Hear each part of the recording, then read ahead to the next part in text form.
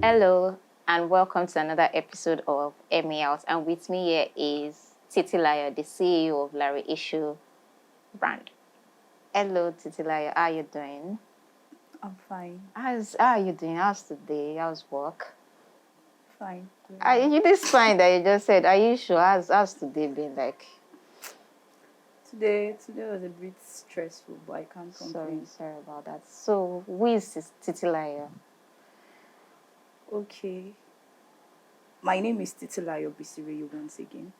I'm the director of Larry Shoes. I'm also the founder of Larry Shoes Academy. In Larry Shoes, we make all kinds of shoes that are of good quality and reasonable pricing. And in Larry Shoes Academy, we go to schools, public schools to be precise, to go train them on the basics of shoemaking, on how they can amend their shoes by themselves and for others. So after the training, we distribute free shoemaking tools to all of them. And how did Larry Issues came about, the name and things like that? Okay. It all started when a friend of mine that happens to be my secondary schoolmate reached out to me. So then I used to work. So I'm a 9 to 5 person. So I love business. I love to sell. You like money. So I love to sell. Then I sell ready-made shoes alongside. So I sell ready-made shoes with bag. Hope you understand. So he reached out to me and was like, Layo, I see that you sell ready-made shoes and I'm into, leather crafts, handmade shoes. So I don't know if you can, be selling handmade shoes. So I told him to, come with his product. Let me look at it. So when he brought the product to me, the sole was good. The finishing was good, but it was not perfect. So I was like, wow, there's this mindset we used to have back then when we see handmade shoes for people that love locally made products. So I'm one of them. Hope you understand. So when I saw the product and are you sure you came up with something like this? So I was happy. So he now said that, you know what, you can sell this for 15,000 naira. It depends on the design, 15 or 20,000 naira. I was not after the products per se, but I love handmade shoes. I was after the gain, the profit. Yeah. Hope you understand. So when he brought the product, I was like, okay, no problem. So I saw that the material was okay and all of that. So that was how I started, uploading the pictures alongside the ready-made pictures. So I noticed that my client base started, dropping drastically. Like people that would come to my DM, they tend to price locally made shoe. Maybe when I tell them it is sold for 25,000 naira, they will tell me no, they can't buy it for 25. They can only buy it for 10,000. And those people that buy ready-made shoes, they don't come to me anymore. I was thinking maybe they were thinking I tend to maybe I'll start imitating Italian products for ready-made. I don't know if you understand what I'm trying to say. So it started dropping. So then that triggered me to want to, go the extra mile and make research. Why is it that people are not buying locally made products? And why are they pricing us so low? So during that process, I made research. So I came across my mentor and I asked a question. I said, who is well known globally? Like, are we well known? People in Nigeria that are into, leather craft, like, are we well known globally? They mentioned somebody, they mentioned Titilayo. Titilayo is a Nigerian brand. It makes shoes. So it make shoes from leather. Hope you understand. So it makes shoes from leather and all of that. So I asked during that process, when they mentioned Titilayo, so I now asked about ladies that are doing well in the industry. So that was where I came across my role model.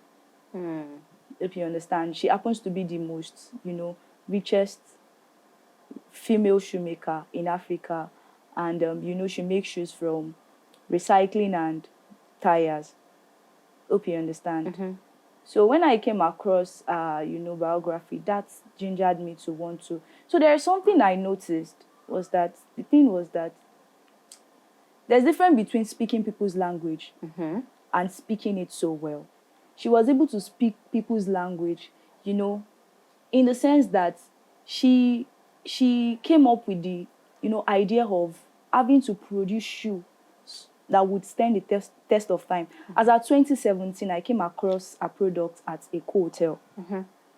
So when I saw the product was not fine. We You ladies didn't we like love it. something flashy and Yes, yes. but the product, I could tell you that the product would stand the test of time because she makes shoes from tires. Hope you understand. yeah. So I now asked, if a lady can make shoes from tire, what exactly are we well known for? Like, what exactly are we known for in Nigeria? They didn't mention anything.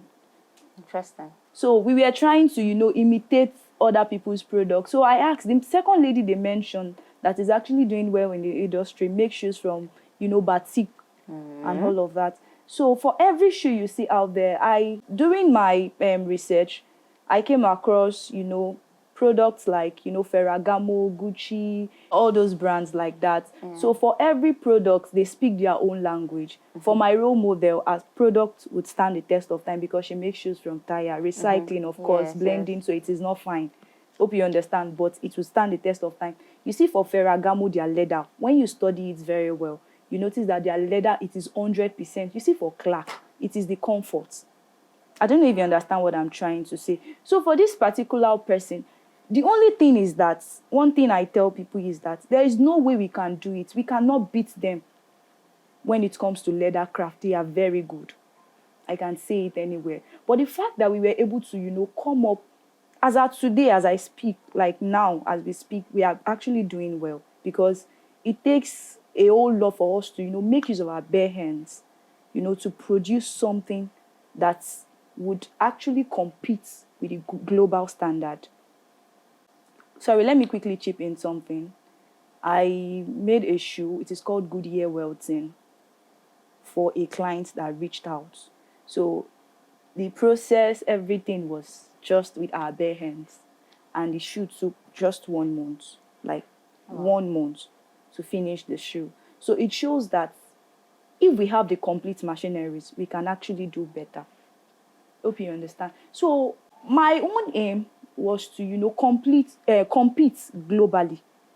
Hope you understand. So I asked myself, what exactly can we do aside from leather craft during that process when I was making my research? Because I noticed that for every brand, for every product, the name you hear, this one, double monk strap is made from, Italy. Moccasin is made from India, whatsoever. You hear. So what exactly are we known for here in Nigeria? So I came up with the idea of, okay, what exactly can I do?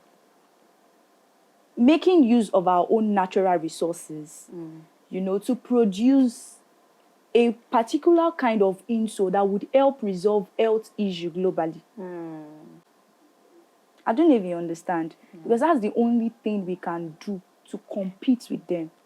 These people are good. We cannot collect it from, like, when it comes to their finishing, right from the height, from the sole, So that was how I came up with the idea, and during that process, I was no longer concentrating. Whenever I'm making my reports, I was not even making mistakes. If you understand. Yeah, that's interesting. So from what you have said so far, because of some of the challenges that you've seen that we experience in Nigeria, you had to start going for ethical way of sourcing for product and things like that. So for now, what are the products that you use or the raw materials that you use for your projects? Okay, so now, this is it. I make use of leather. Hope you understand. But there is something, my statement is comfort. Hope you understand. Quality craftsmanship. I take my time to make my shoes, right from my hide to my finishing.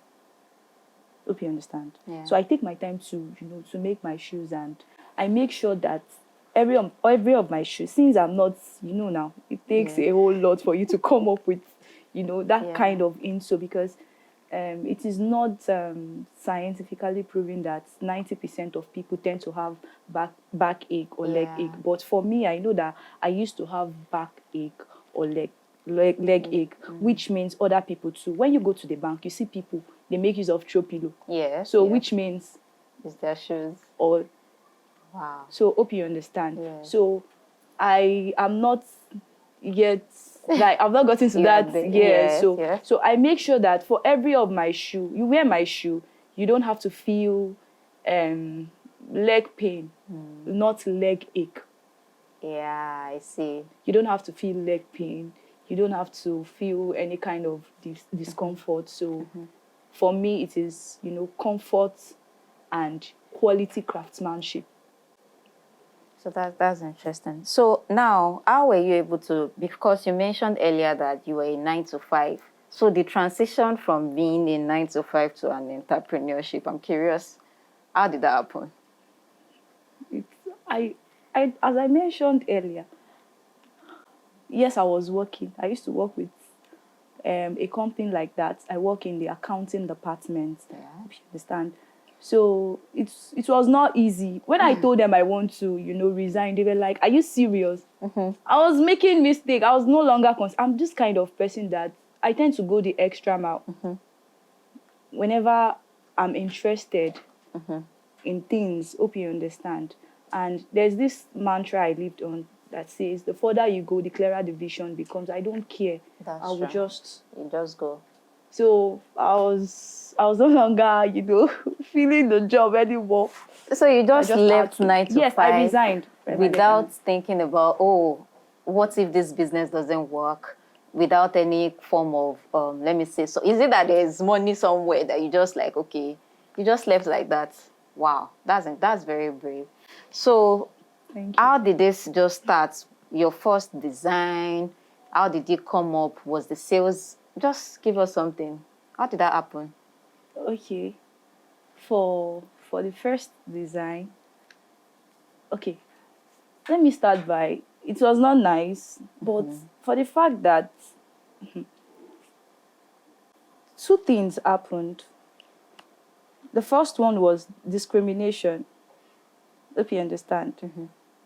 At that point, they were shoemaker. Why did you dive into shoemaking? Friends and all. And on the other way around, I have people that was, they were there to, support and cheer me up. Oh no, you are trying, you are doing well.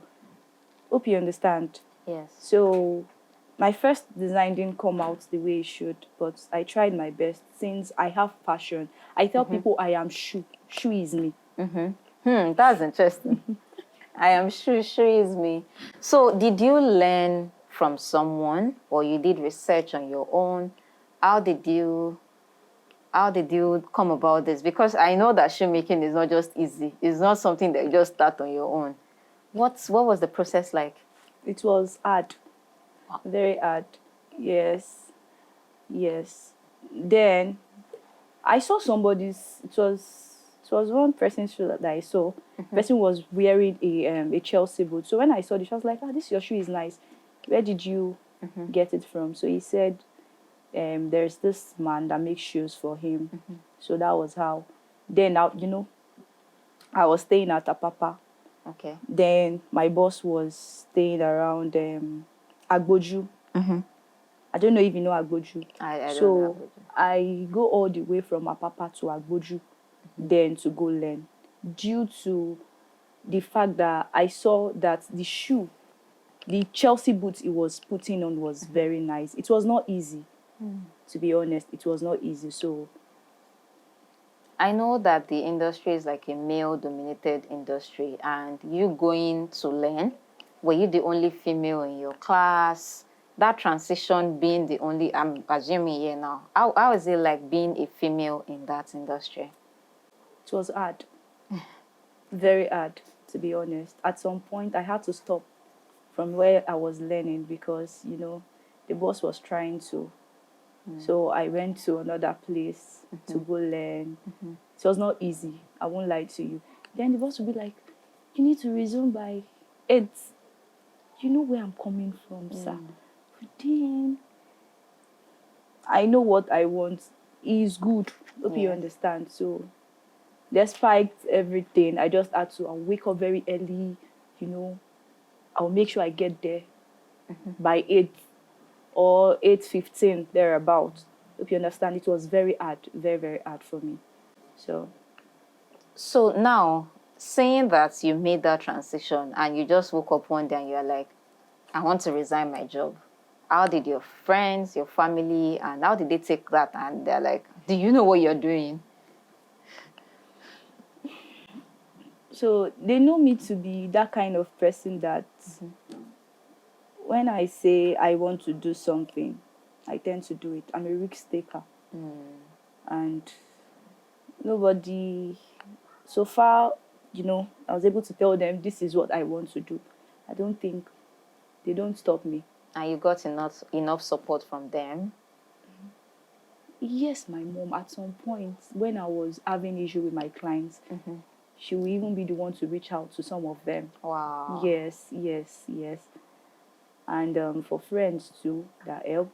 And for those that shanked me, God bless them. So you said you started an initiative, Larisha's Academy. Yeah. How did that come up? From being a shoemaker, because that is what they call you, from being a shoemaker to be a shoemaking instructor. How did that happen? Okay. Do you know at some point in my life, as a teacher, I couldn't afford to, repair my own shoe. Then I was trying to go to school on that day. As a teacher, you need to leave the house very early. Yes. So I had to look for a 1-inch nail. So don't laugh, please, because it was not funny. So when I got to the podium, I was trying to address the students. The shoe was not balanced. I was down. That was why a student said, "Look at Auntie's leg." I felt embarrassed. You won't understand. To be honest, I felt embarrassed, and that was not the only thing that triggered me. After the demise of my dad, I went to a public school, a government school, from my SS1 to my SS3. So I could tell you the way they operate and everything. So I thought of giving back to the, community by, going to public schools to go train them. Since I'm a shoemaker, we have students that can't even, afford a school sounder to school. And for those that can afford, they can't repair. Hope you understand. So that was how I reached out to a friend of mine. We were 3 plus me, 3. Hope you understand. So I planned to, go to my own school. So it was unfortunate I couldn't meet with the principal. Yeah. So I went to the next school. So when I got there, I saw it was even a student that walked up to me. He walked up to me. I was like, "Auntie, please give me money." That he wants to buy water. So when he asked, I noticed that he was not putting on anything. I was like, "Where's your sounder?" He said, "My sounder don't spoil." To speak pidgin, He said, "My sounder don't spoil." I said, "So what did you put on to school?" He said, "My slippers, that they've seized it." Oh. So I felt bad. Like, I was not happy. Hope you understand. So I went to see the principal. The principal was not around. So I met with the VP. She was like, "No, you can't train them. You need to have an approval from the Lagos State government to do something like that." I felt bad. I'm coming to train your student for free. They are not paying me. So I left. So luckily for me, I went to, it's a complex where we have 20 schools all together in a complex. So I went to the other school. So when I told the principal about it, they welcomed us well. And so that was how they told them at the district. So we got an approval from the Lagos State government to train students from Apapa to Badagry. Wow. Yes, to train them for free. And that was how we came about, Larisha's Academy. And my aim is to, come up with an academy where we can teach or train people. It is not everybody that would love to go to school. Somebody said something that education success is -3. from life success. Mm, So it that's is not interesting. everybody that would, that would excel or would want to go to school. We have some people that would want to use their hand, to make things like shoes and other things. So I plan to have like an academy where we can, bring in people, to make shoes.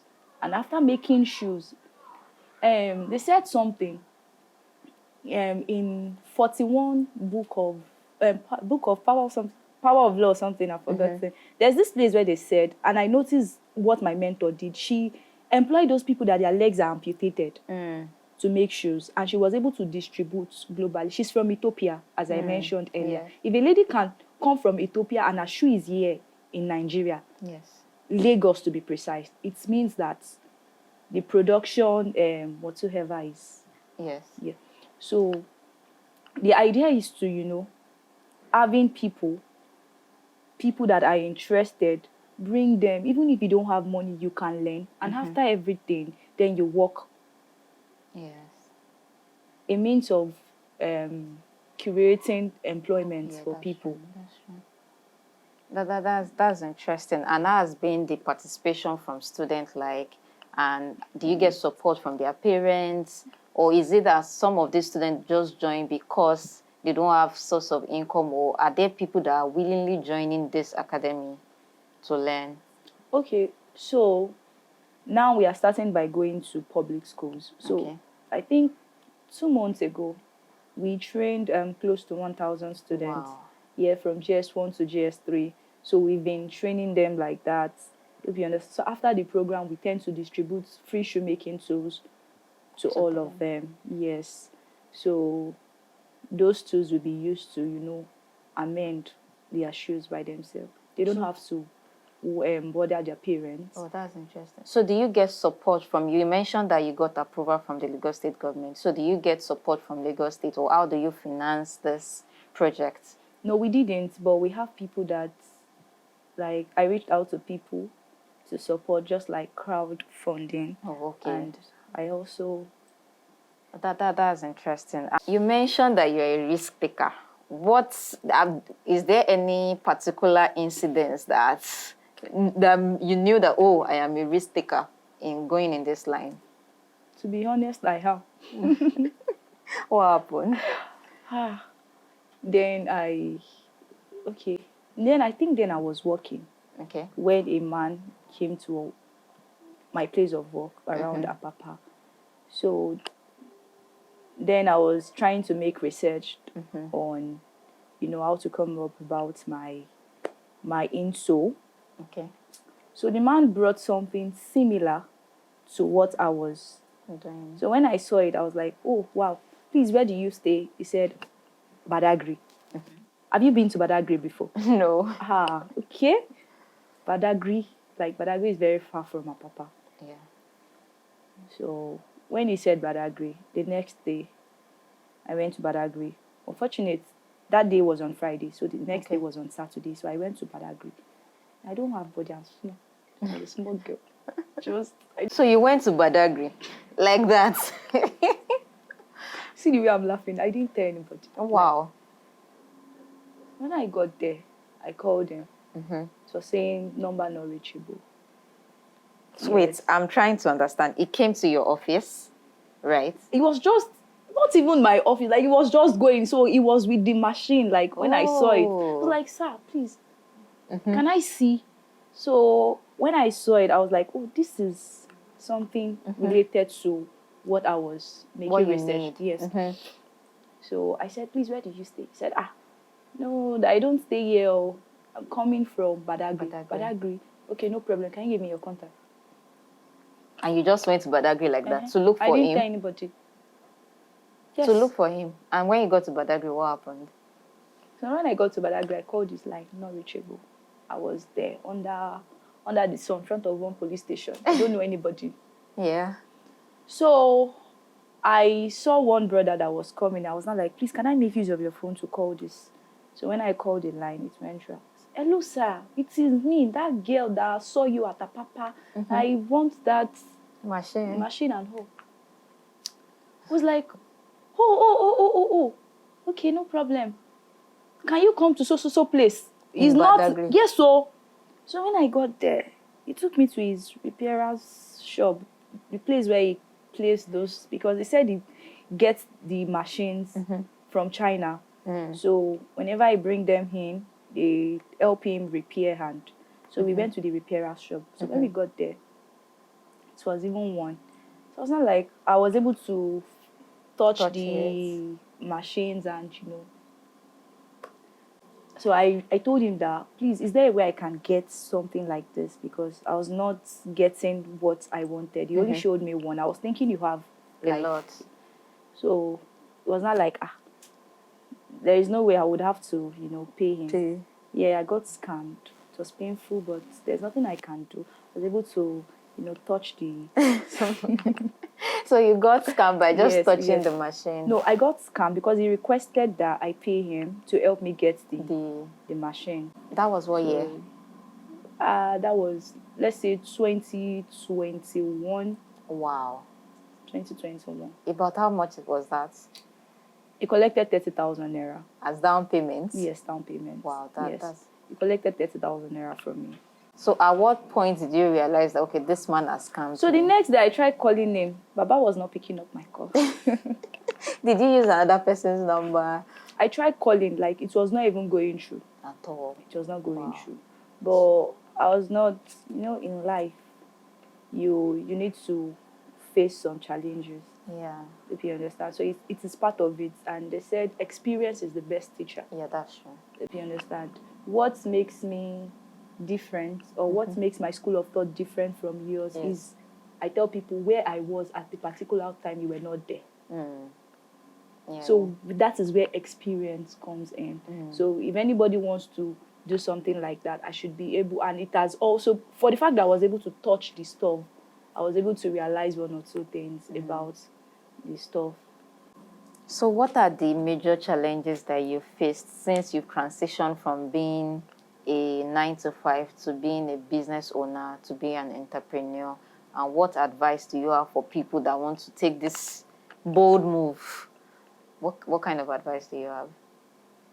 Okay, firstly, you said for the advice, there is Shege, but there is Shege Pro Max. But one thing I will tell you is that the world is too small not to be conquered. That's true. If you understand. Yes. So, and again, you need to have passion. If not for passion, I would have stopped at some point. See, I don't sleep.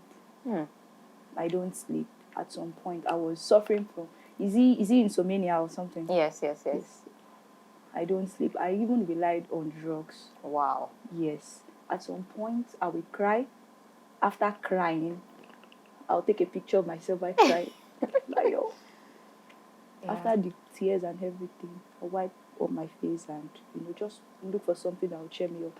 Maybe if I have bread around or biscuit, I would eat my biscuit and bread.